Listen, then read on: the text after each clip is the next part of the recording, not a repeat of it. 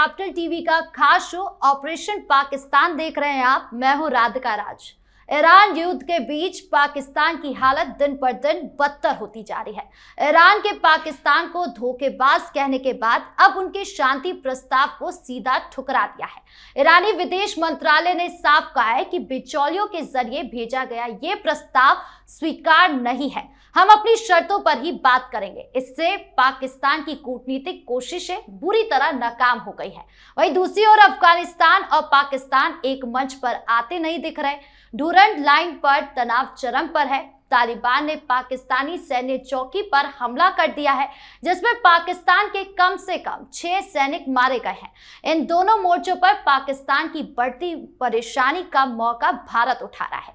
रक्षा मंत्री राजनाथ सिंह ने साफ चेतावनी दी है कि अगर आतंकी हमले दोहराए गए तो भारत जबरदस्त कार्रवाई करेगा। इस पर पाकिस्तान के रक्षा मंत्री ख्वाजा आसिफ बौखला गए और गीदड़ भभकी देते हुए कहा कि अगर भारत कोई फॉल्स फ्लैग ऑपरेशन किया तो हम कोलकाता तक घुसकर हमला करेंगे। तो कैसे आर्थिक संकट से लेकर सीमा पर लगातार झड़पों ने पाकिस्तान की हालत खराब कर दी है, इस पर चर्चा करेंगे। चर्चा करने के लिए मेरे साथ स्टूडियो में मौजूद है कैपिटल टीवी के editor in chief doctor Manish Kumar और executive editor Rajeev Kumar. Sir, आप दोनों का बहुत बहुत स्वागत है। धन्यवाद। ईरान और अफगानिस्तान के साथ जिस तरीके से टकराव चल रहा है, पाकिस्तान की मुश्किलें कितनी बढ़ती जा रही है? देखिए, पाकिस्तान ऑलरेडी दलदल में फंसा हुआ है। मैं तो देख रहा था बहुत सारे हिंदुस्तान में पत्रकार लोग इस्लामाबाद एकॉर्ड, इस्लाम नाम भी दे दिया कि इस्लामाबाद में अमेरिका और ईरान के बीच सुलह होने वाली है। हकीकत यह है कि ये जो सीज फायर की जो बात शुरू हुई, ईरान नहीं चाहता, अमेरिका भी नहीं चाहता और इजराइल तो बिल्कुल चाहता ही नहीं है। ये जो बातचीत, सीज फायर, समझौता, संधि, ये सबसे ज्यादा फिक्र वो पाकिस्तान की है। जितना ये युद्ध चलेगा पाकिस्तान उतना गर्त में जाएगा। अभी तक क्या हुआ? अभी तक ये हुआ है कि युद्ध चलने की वजह से सऊदी अरब ने कहा कि भाई इंटरेस्ट पेमेंट करो, बहुत भिखमंगई तुम्हारी हो गई। यूएई ने कहा पैसे वापस करो, आप कितना भी झापो। तीसरी तरफ इसाक डार गए चीन। वो जो जानकारी आ रही है कि चीन से जाकर के इन्होंने गुजारिश की कि आपका बड़ा दखल है, चीन वालों का बड़ा दखल है ईरानी आर्मी के ऊपर, वो IRGC जो है उसके ऊपर चीन का जो है बड़ा वर्चस्व है। आप जो है उसको बताइए कि भाई युद्ध रोक दे किसी तरीके से। चीन ने डांट के भगाया, पूछा भाई तुम कौन हो, फन्ने खा बन रहे हो? रूस और चीन वो दोनों चाहते हैं कि लड़ो, जितना अमेरिका लड़ेगा उतना मजा आएगा उनको। दनादन उनका ऑयल भी रूस का बिक रहा है और माल भी सप्लाई हो रहा है और हिंदुस्तान को भी फर्क नहीं पड़ा। हिंदुस्तान जो है, आप देखिए एक ट्वीट आया वहाँ south Africa, Iranian embassy south Africa ने ट्वीट किया। उसने कहा कि भाई स्ट्रेट ऑफ हार्मुज के बारे में सिर्फ अमेरिका परेशान है, इजराइल परेशान है, इंडिया परेशान नहीं है, रूस परेशान नहीं है, चाइना परेशान नहीं है, पाकिस्तान बड़ा परेशान है। ये लिखा है कि अमेरिका, इजराइल और पाकिस्तान परेशान है। तो इसका मतलब क्या हुआ? आप सब तरफ से आपको जूते पड़ रहे हैं। चीन ने कहा जाओ अपना काम करो, अभी युद्ध चलने दो, और युद्ध चलेगा तो दिक्कत होगी। तो आप कहीं के नहीं रहे। तो आपने जो है बना दिया, क्या बनाया? 3 प्रपोजल बना दिया कि स्ट्रेट ऑफ हॉर्मुज को जो है पहले वाली स्थिति में लेकर के आओ। फिर यह कहा कि भाई ऐसा है कि जो न्यूक्लियर आर्सेनल बना रहे थे उसको बंद करो, मिसाइल की साइज कम करो और उसके बदले में अमेरिका आपके ऊपर लगा हुआ सारा प्रतिबंध जो है वो हटा देगा।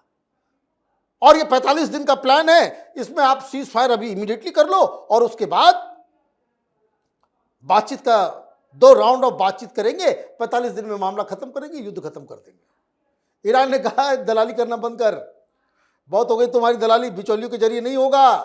ये अमेरिका बोले कि भाई हम बातचीत करना चाहते हैं और ये प्रपोजल लेकर के जो आए हो हमें मंजूर नहीं है। और साफ कह दिया स्ट्रेट ऑफ हॉर्मुज अब वापस उस स्थिति में नहीं जाएगा जो इस युद्ध से पहले हुआ था। तो पाकिस्तान तो गयो, अभी बस इतना ही बाकी है कि कुछ मिसाइल जो है तेहरान से उड़े और इस्लामाबाद में जाकर के गिरे। ये रिश्ते बन गए हैं। मतलब ईरान और अफगानिस्तान जिस तरीके से फंसा, उससे पाकिस्तान कैसे बाहर निकलेगा? देखिए, पाकिस्तान की स्थिति ऐसी हो गई है, युद्ध हो या अब शांति हो या विध्वंस हो, हर समस्या में पाकिस्तान इन्वॉल्व हो चुका है। जिस तरीके से अफगानिस्तान में लंबे समय तक अमेरिका का हमला रहा, एयरबेस बना, सैन्य बेस बना, और फिर अफगानिस्तान पर पाकिस्तान का नहीं बल्कि अमेरिका का कब्जा रहा। अमेरिका के कब्जे से मुक्त करके तालिबान आया, और तालिबान की सरकार है, तालिबान का शासन है, लेकिन अफगानिस्तान में तालिबान की सरकार और शासन से पाकिस्तान परेशान है, क्योंकि अफगानिस्तान में तालिबान की सरकार और अमेरिका का वर्चस्ववादी नीति और उसमें पाकिस्तान का सहयोग, ये दोनों ने मिलाकर अफगानों को ऐसा एक आधार दे दिया कि अब पाकिस्तान के खिलाफ शांति तो नहीं चाहिए। मतलब टीटीपी पाकिस्तान को छोड़ने के मूड में नहीं है। अब तो वहां पर इन लोगों ने कहा कि नहीं, अफगानिस्तान से हम शांति वार्ता करेंगे। क्यों? क्योंकि अगर ये टीटीपी को आतंकी संगठन घोषित करता है, क्यों करेगा आतंकी संगठन घोषित? क्योंकि अफगानिस्तान को इससे कोई ज्यादा खास लेना देना नहीं है, लेकिन फिर भी ये कोशिश कर रहा है, कोशिश भी कर लेगा। फिर भी अफगानिस्तान उस मूड में है कि वहां पर जो अफगान लड़ाके हैं वो पाकिस्तान के खिलाफ संघर्ष करते रहेंगे, क्योंकि इसके दिमाग में है कि उनके परिवार वालों की मौत कैसे हुई। ये जो गुफाओं में बमबारी होते थे अमेरिकी विमानों से, उसकी सूचना कौन देता था? ये पूरा पाकिस्तान का किराया धराया है, तो 4 पीढ़ियों तक उसका बदला लिया जाएगा। अब वही स्थिति ईरान की है।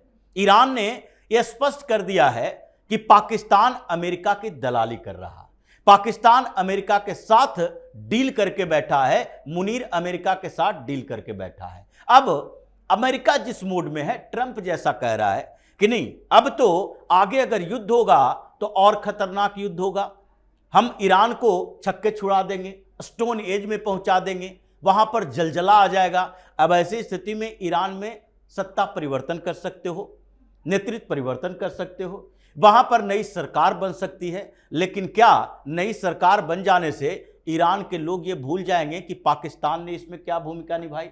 जिस तरीके से अफगानिस्तान आज पाकिस्तान के खिलाफ है, जिस तरीके से अफगान लड़ाके अलग अलग संगठन बनाकर पाकिस्तान में अटैक कर रहा है, उसी तरीके से ईरान में भी उभरेगा। अब दोनों जो बॉर्डर एरिया पाकिस्तान का, यानी कि कहा जाए तो तीनों है, भारत की तरफ से तो हमेशा दबाव रहता है, लेकिन ईरान के साथ पहले पाकिस्तान का अपना संघर्ष चला, उसमें ईरान के लोगों को लगा बॉर्डर पर डिस्प्यूट होता है, हंगामा होता है, लेकिन इस बीच उसे लग रहा है कि अमेरिका ने हमें बर्बाद किया, पाकिस्तान ने उसे सहयोग दिया, उसी तरीके से जैसे तालिबानियों को लगता है। इसीलिए दोनों मोर्चे पर अब लंबा संघर्ष पाकिस्तान का ईरान से भी, अफगानिस्तान से भी शुरू हो गया है, और इसलिए ये दोनों बॉर्डर अब पाकिस्तान के असुरक्षित हो गए हैं। सर, डरा हुआ पाकिस्तान तो भारत को भी धमकी दे रहा है, कह रहा है कोलकाता में घुसकर मारेगा। क्या इसको सीरियस लेना चाहिए? भाई वो जोकर है, वो 6 रफाल गिरवा दिया था, याद है? ये वही जोकर है, वहाँ का डिफेंस मिनिस्टर है। तो पाकिस्तान में तो एक से एक कलाकार है। ये कह रहा था कि भाई 6 गिर गए, बोला सबूत, तो कोई वीडियो गेम दिखा दिया कि ये वीडियो गेम है, देखिए।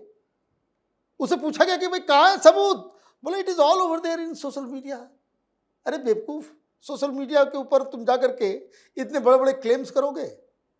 अब नहीं बोलता। अब राजनाथ सिंह ने कह दिया, और जो बात बिल्कुल सही है, हम लोग ऑपरेशन पाकिस्तान कार्यक्रम में कई बार इस बात को कह चुके कि वो गड़बड़ाएगा। मुनीर की कुर्सी हिली, शहबाज शरीफ की कुर्सी हिली, वो कुछ न कुछ इधर कर डालेगा, कि ताकि वही उसका अल्टीमेट और आखिरी रास्ता है कि पाकिस्तान के खिलाफ हिंदुस्तान युद्ध कर दे तो उसकी रिजीम बच जाएगी। अदरवाइज जनता जो है बोटी बोटी निकालने पे लगी हुई है, महंगाई थम नहीं रहा, महंगाई की वजह से। तो जैसे ही राजनाथ सिंह ने कहा कि कोई भी नापाक हरकत किए तो इस बार छोड़ेंगे नहीं, पिछले बार तो 22 मिनट में घुटने तुम्हारे टेके थे, अब उधर से वो गिदर भपकी देने लग गया कि कलकत्ता में घुस के मारेंगे। और बड़ा मजेदार है ये, तुम्हारे मिसाइल तो सिरसा से आगे बढ़ नहीं पाए, चंडीगढ़ आ नहीं पाए, अमृतसर को तुम छू नहीं सके, दिल्ली छोड़ दो। लेकिन पाकिस्तान ये कह रहा है भाई कलकत्ता में घुस के मारेंगे, तो कौन से रास्ते से आओगे भाई? कौन से रास्ते से आओगे? मालदा, मुर्शिदाबाद, क्या है चक्कर? ये तो समझना पड़ेगा, क्योंकि ये बेवकूफ आदमी है, जोकर है ना, दिमाग में कुछ चल रहा होगा, बोलते बोलते वो बोल गया। भाई तुम्हारे पास कौन सी ऐसी मिसाइल है जो बेरोक-टोक जो है वो पाकिस्तान से इधर आ जाएगा? तो इसको, इस एंगल को देश की सरकार को बाकायदा सीरियसली लेने की आवश्यकता है कि इस बेवकूफ आदमी के मुंह से कोलकाता का शब्द निकला है, तो कोलकाता और उसके आसपास पश्चिम बंगाल और बॉर्डर में क्या ऐसी चीजें हो रही है जो पाकिस्तान कर रहा है, करवाना चाहता है, या अपने नेटवर्क को जो है वो वहां पे इग्नाइट कर रहा है। तो ये मामला जो है सीरियस इस सेंस में है। उसने क्या कहा वो इंपॉर्टेंट नहीं है, इंपॉर्टेंट ये है उसके मुंह से कलकत्ता ही क्यों निकला, मद्रास क्यों नहीं निकला, मुंबई क्यों नहीं निकला, लखनऊ क्यों नहीं, अयोध्या क्यों नहीं, ये कोलकाता, ये बड़ा इंट्रिगिंग है। सर, जिस तरीके से पाकिस्तान फंसा हुआ है, क्या ये भारत के लिए एक अच्छा मौका है? देखिए, भारत के लिए हमेशा पाकिस्तान के सामने अच्छा मौका मिलता है, और अभी कुछ और मौके पाकिस्तान खुद दे रहा है। अभी वाक्य युद्ध चल रहा है, पहले बातचीत चल रही है इस तरीके से, राजनाथ सिंह ने कुछ बोला, कभी अमित शाह कुछ बोलेंगे, सेना के अधिकारी बोल रहे हैं, नौसेना प्रमुख बोल रहे हैं, और पाकिस्तान उस जाल में फंसा हुआ है, बड़ी बड़ी बातें कर रहा है। जवाब देने के चक्कर में उस स्थिति में पहुंच गया कि भारत जो आगे कोई ऑपरेशन करना चाहे तो इन सारे एविडेंस का उपयोग करेगा कि देखो कैसे ये प्रोवोक कर रहा था, और फिर आतंकी संगठनों को एक्टिवेट भी कर रहा था। भारत तो इंतजार कर रहा है कि अभी खाड़ी क्षेत्र में जो युद्ध चल रहा है, अफगानिस्तान और पाकिस्तान के बीच जो युद्ध चल रहा है, अभी पाकिस्तान अगर चाहे न चाहे उसके आईएसआई के लिंक, सेना के कुछ अधिकारी, अपनी कुर्सी बचाने के लिए पॉलिटिकल लीडरशिप और कुछ आतंकी संगठनों के साथ साठगांठ, यह आतंकी कार्रवाई कर सकता है। पिछले दिनों ही 4-5 आतंकी पकड़ा गया, मंदिरों की रेकी कर रहा था, कहीं और विस्फोट करने की कोशिश कर रहा था, लखनऊ की रेकी कर रहा था, कोर्ट का भी ये धमकियां मिल रही है। तो अगर ये बेलगाम आतंकी संगठन जिस तरीके से प्लानिंग करते रहता है भारत के खिलाफ, जिसके लिए उसे पैसे मिलते हैं, वो लोग अगर कोई ऐसी कार्रवाई करता है, तो राजनाथ सिंह ने पहले इसी बात के लिए कहा है कि ऑपरेशन सिंदूर खत्म नहीं हुआ। अगर तुमने कोई ऐसी नापाक हरकत की तो उसके बाद इस बार 22 मिनट भी नहीं लगेगा, इस बार 15 मिनट के अंदर कराची पर कब्जा होगा, और उसके बाद चीन से बोलना कि वो ग्वादर को बचा ले, क्योंकि पिछली बार तो नेवी ने एक्टिविटी शुरू भी नहीं की थी और तुम अपने सारे शिप को कॉमर्शियल पोर्ट पर ले जाकर छिपा दिए थे।